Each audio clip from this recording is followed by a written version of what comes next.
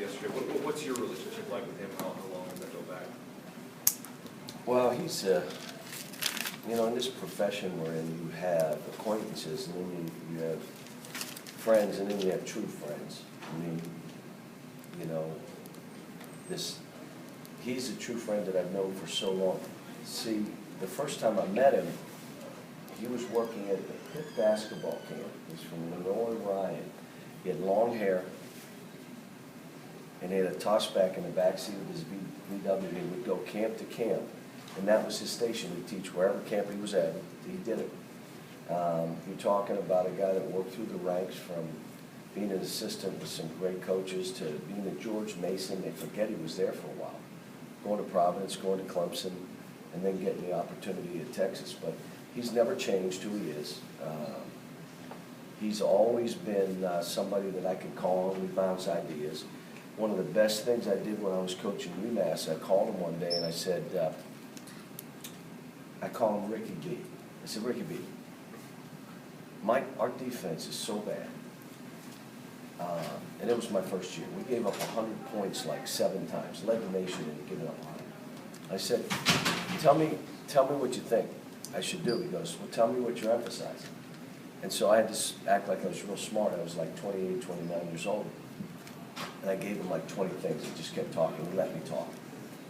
He said, well, if that's what you're emphasizing, that many things, that's why you stink defensively.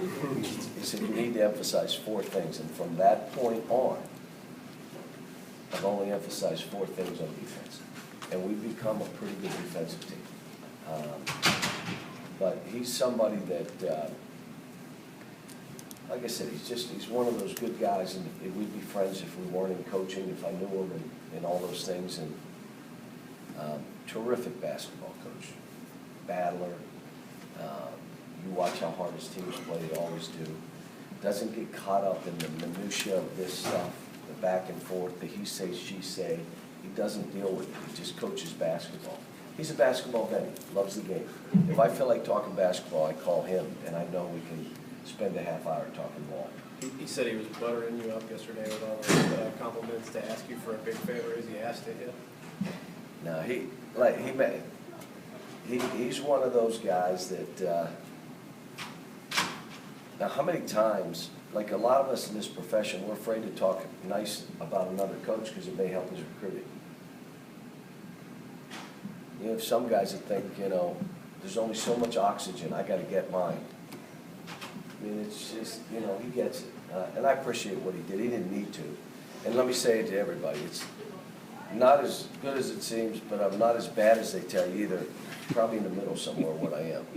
He did say that you couldn't guard him as a player. Is that how you wrote it? Probably, but he couldn't play either. So, the 2 of us, I couldn't guard him, and he still couldn't make a basket.